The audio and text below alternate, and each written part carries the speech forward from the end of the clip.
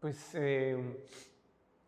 es muy interesante. O sea, ¿quién es Alan Murillo o de dónde viene? Bueno, pues te puedo decir digamos, lo más elemental, lo clásico, la biografía así mínima, para no extenderme demasiado. Yo nací en Ciudad de México y en 1961, para ser precisos, en enero de 61. Podríamos decir, me tocó ser parte desde niño, adolescente, de una época muy importante en el mundo en general, ¿no? Cuando se hablaba, por ejemplo, de la famosa era de Acuario. ¿Te acuerdas de la era de Acuario? Es decir, simbolizando esta era de cambios que veníamos desde la posguerra y cómo todos los valores sociales, espirituales, religiosos, culturales, familiares, empiezan a entrar en crisis y me tocó vivir esa época de cambios. Me tocó vivir desde muy chiquito, porque tengo hermanos, yo soy el menor de una familia de 7, entonces me tocó vivir una época muy interesante, por ejemplo, en la música, en el arte en general, cambios muy importantes, los Beatles, desde muy pequeñito, por mis hermanos, que vienen a romper, o en fin, todo lo que es la nueva ola, la música, el arte, la política vista desde ángulos muy distintos. Esa ruptura con lo convencional, con los valores tradicionales, es cuando se empieza pues a plantear y a haber ruptura, ¿no? El mismo México no es ajeno a esto, digo, cuando es el 68, que es gran parteaguas político, social en todo el mundo, no solamente en México. Yo tenía 7 años y quieras que no, aunque a esa edad pues, obviamente no estás consciente de esto, pero sí a través de lo que oyes, de tus hermanos, de tus padres, etcétera, pues la perspectiva que empiezas a tener es muy diferente a como eran los años 40 o los años 50. Por lo menos en Ciudad de México, ¿no? Aunque yo los primeros años no los viví en Ciudad de México. Cuando tenía 6 meses, pues mi familia se mudó primero a Mexicali, vivimos ahí 4 años. Y eso es una experiencia también muy diferente. No soy el típico chilango en ese sentido, porque me tocó a través de mis hermanos tener, digamos, una biculturalidad de alguna manera. ¿Sí? Aunque se hablaba en español en casa, pero siento que mis hermanos iban a la frontera todos los días, pasaban al otro lado, a la primaria y regresaban. Entonces, la frontera es como de México es otra cosa, la frontera con Estados Unidos. Y es muy interesante porque así, vista en retrospectiva, es que qué curioso que me tocó vivir esos cambios, no solamente a nivel mundial, político, social, etcétera, sino también a nivel local. Una experiencia muy diferente. Entonces, creo que eso a mí me marcó mucho. A pesar de que, por ejemplo, mi padre venía de una familia muy católica, mi madre no. Eso también me marcó mucho, como una búsqueda desde muy pequeñito, pues cuestionarme mucho, ideas muy tradicionales sobre el catolicismo, etcétera, que como que nunca como que me arraigaron mucho. Entonces, desde la adolescencia empecé a buscar otras cosas, otros tipos, empezar a leer, sobre todo a partir de, pues yo creo que a los 15, 16 años, yo ya estaba empezando a buscar otras cosas. Y leía de tradiciones espirituales de otra parte, de otros tiempos, de otras culturas. Y cuando yo creo que tenía unos 17, 18 años más o menos, me encuentro con el budismo, ¿no? En casa, porque alguno de mis hermanos tenía un libro sobre el Zen o algo así, no recuerdo muy bien. Y a partir dije, ay, esto está muy interesante. Sobre todo porque, contrario a por lo menos cómo se ha vivido el catolicismo tradicional, que es un poquito más dogmático, un poquito más rígido, o sea, tú no cuestiones, tú simplemente sigue, cree, no iba mucho conmigo por personalidad y repito, por lo que me tocó vivir. Entonces empiezo a buscar otras cosas y donde me sentí más a gusto desde muy joven fue en el budismo. Dije, esto es muy interesante porque no te están obligando a creer nada, no hay dogmas, simplemente es una exploración, una investigación, algo que iba mucho conmigo. Y así, ¿no? Con el tiempo, pues me fui metiendo cada vez más y más y más, leer más y más cosas. En ese entonces no había centros budistas, por lo menos no budistas tibetanos, que es finalmente Casa Tíbet, es esa vertiente. Había algo de budismo zen en México desde los años 40, 50, pero era como muy marginal, muy de círculos muy pequeñitos. Realmente no era algo que se conociera en la cultura mexicana. Ya para los años 70 y tantos, ya empezaba a haber cosas más diversas, ¿no? En cuanto al budismo, pues lo mismo, empecé a leer. Prácticamente todo lo que yo leía en ese entonces estaba en inglés. Por fortuna, pues por lo menos podía leer y más o menos entenderlo. Y a partir de ahí empecé a comprar libros y leer y estudiar, etcétera. Y pasaron muchos años, muchos años, hasta los 30 y tantos. O sea, estamos hablando de una extensión de 15, 16, 18 años, no lo sé, en donde, dado que yo no conocía ningún centro budista, pues era como budista de libros. No es la mejor idea, pero bueno, por algo se empieza, ¿no? En eso, por azares del destino, entre comillas, no hay tal, pero bueno, nada es casual, me encuentro cuando en los albores del internet, cuando no había ambiente Windows ni nada, era una pantallita negra y te salías de... Te estoy hablando de 1996 más o menos, 97, ¿no? Bueno, el hecho es que me encontré con que estaba yo buscando pues, budismo mexicano, budismo tibetano en México, ¿no? Me encontré con 3 centros. Lo único que venía era el nombre del centro y el teléfono. Eso era todo. O sea, no, obviamente no había página web, nada, no, eso no existía.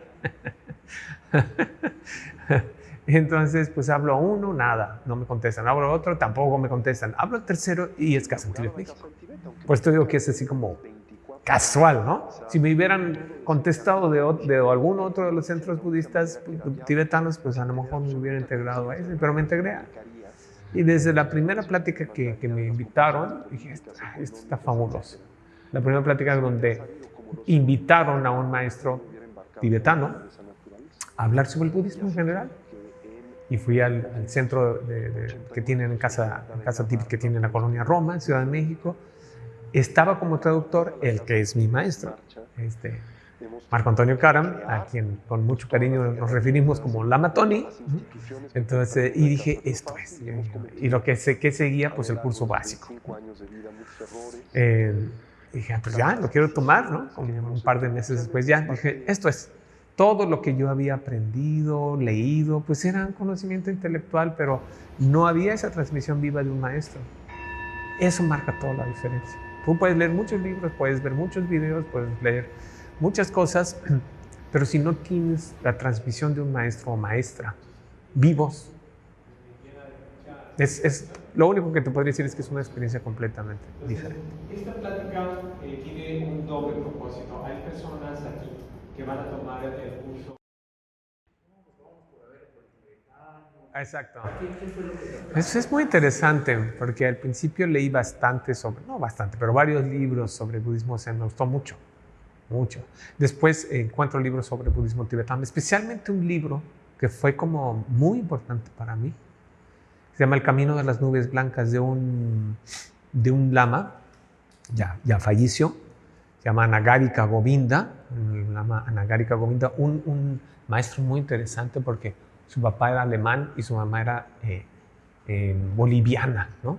Entonces ya por ahí empezaba.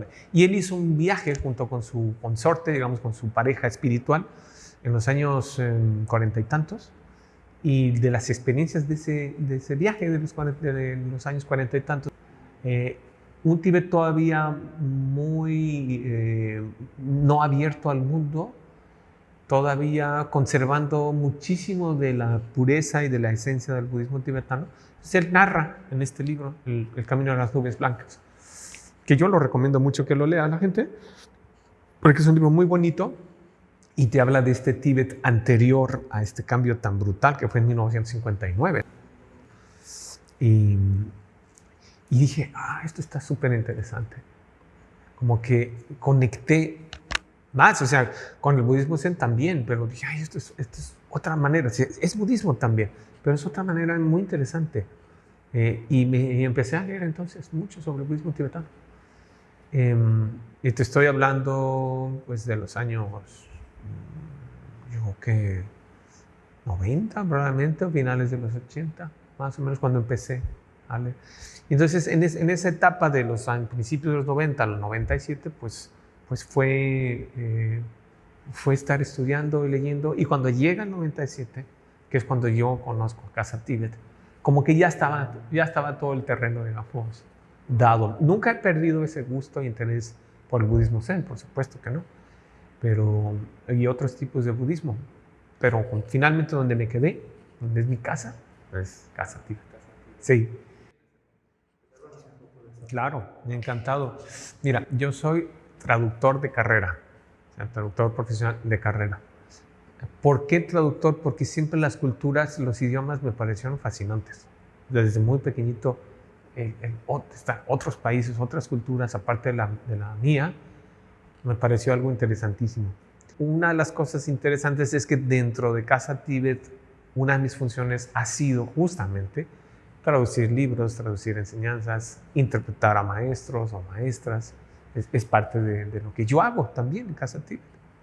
El primer libro fue un libro que me encargó, o que nos encargó, Lama Tony.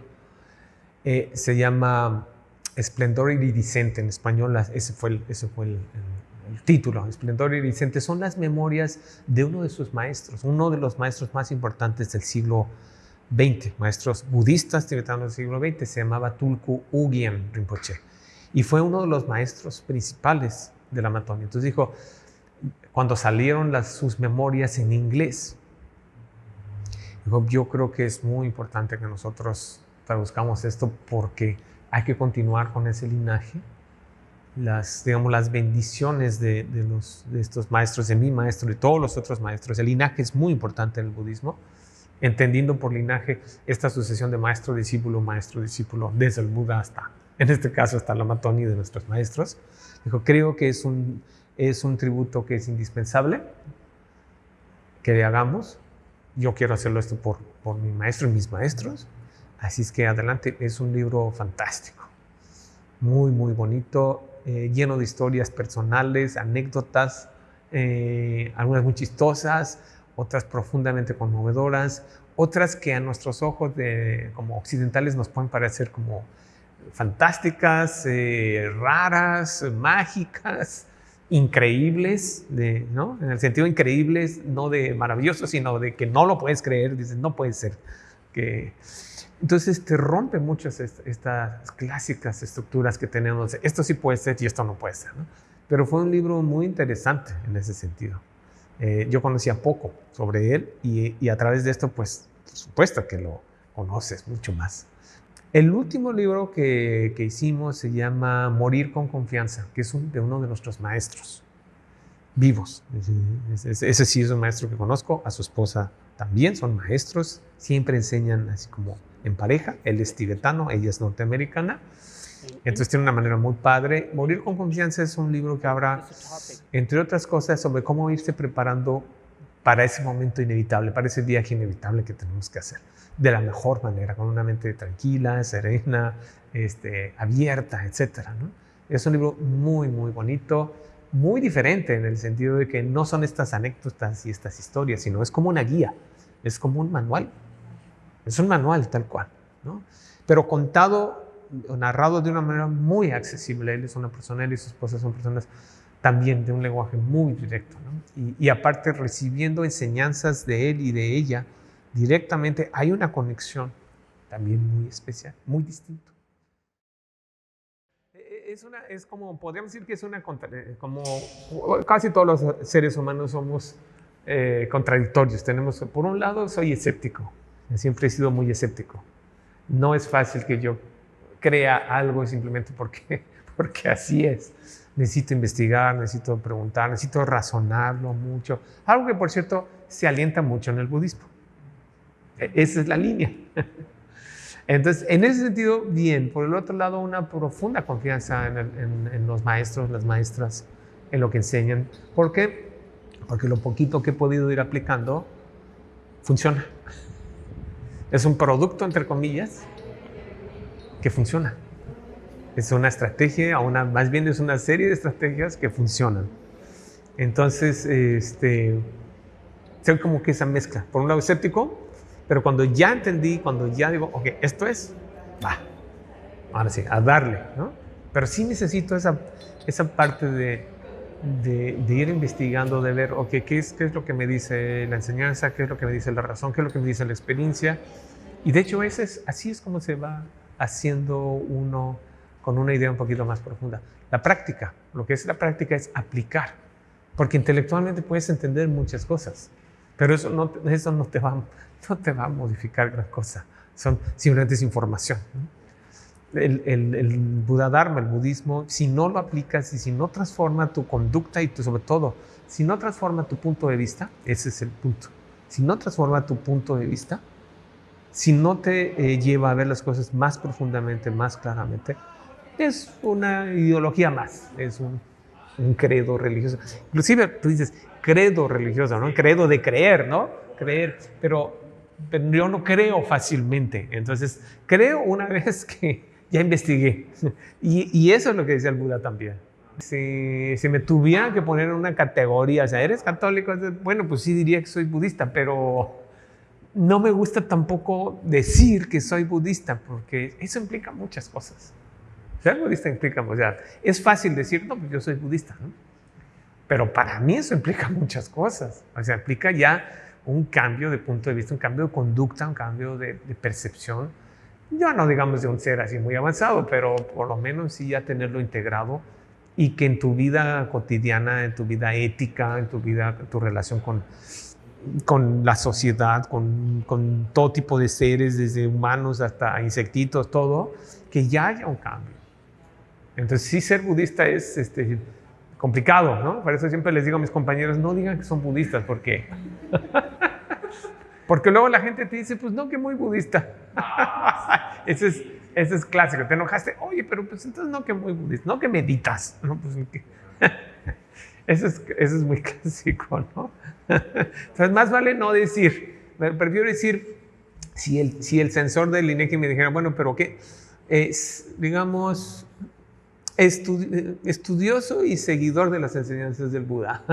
Quizá no budista.